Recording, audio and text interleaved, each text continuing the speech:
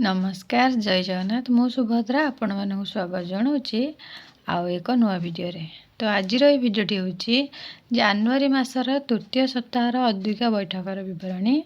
तो आसतु आम भिडियोटी स्टार्ट करवा।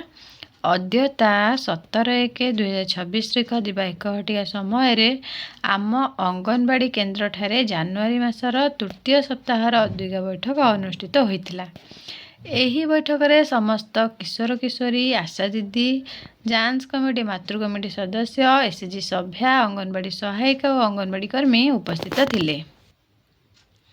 जनवरी मासर विषयवस्तु होछि मु किपरि अधिक आत्मविश्वासी होई परिबि एवं तृतीय सप्ताहर विषयवस्तु होछि सूचना योग्य निष्पत्ति ग्रहण और आर्थिक साक्षरता। प्रथमे अंगनवाड़ी कर्मी केन्द्र को आसीथिबा समस्त सदस्य को स्वागत जणाई आजिर सभा कार्य आरंभ करथिले। कोनोसी तथ्य सूचना तथा फलाफल लाभ क्षति परिणाम तथा कुपरिणाम विश्लेषण करी सर्वोत्तम पथ चयन करिवार दक्षता को सूचना योग्य निष्पत्ति कहा जाए। यह जीवन में प्रतिकूल परिस्थिति रे गठनमूलक निष्पत्ति ग्रहण करिवारे सहाय्य करे। आमे बाछिथिबा पथ गुड़िकर सुफल और कुफल विषय तर्जमा करिवारे सहाय्य करे। सर्वोपरि कौनसी निष्पत्ति ग्रहण करने पूर्वरु सूचना संग्रह और विकल्प पथ संबंध में अवगत हेबा सहित संभाव्य समस्यार आशु समाधान पाई पथ स्थिर करिवारे सहाय्य करे। निजे बाछिथिबा पथ को अनुसरण करिबा और प्रतिकूल परिस्थिति को धैर्यर सह मुकाबिला करिबा पाई सहाय्य करे।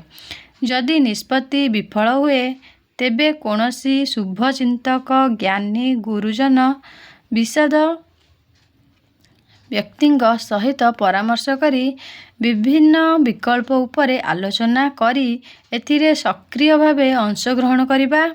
एहा आमे निश्चित भावे निज सांगसाथी अंगनवाड़ी कर्मी निज माता पिता सह आलोचना करि परिबा। सूचना योग्य निष्पत्ति ग्रहण द्वारा निजर कल्याण हेबा संगे संगे अन्यर तथा समाजर विहित कल्याण साधन होइथाय। आर्थिक साक्षरता जड़े व्यक्तिर दैनंदिन जीवन में अर्थ को खर्च परिचालना तथा संचय करिवार दक्षता को आर्थिक साक्षरता कहा जाए। यही दक्षतार अभ्यास व्यक्ति विशेष को आर्थिक स्तर रे आत्मनिर्भरशील कराई थाए। आर्थिक साक्षरता द्वारा आर्थिक स्वच्छलता आसी थाए जहा फल रे व्यक्ति आत्मनिर्भरशील आत्मसचेतन होई जीवन धारण करि पारे। आर्थिक साक्षरता व्यक्ति को निजर कष्ट अर्जित संबल को लोभर वशवर्ती न होई सठिक तथा लाभदायक भावरे विनियोग करिवारे पथ प्रदर्शक होइथाए। यह आर्थिक ठकामी बैंक जनित ठकामी साइबर ठकामी मुक्ति देबारे मध्य सहायता देइथाए। आजिर डिजिटल जुगरे प्रत्येक किशोर किशोरी आर्थिक साक्षरता संबंध रे निहाती जानिबा आवश्यक।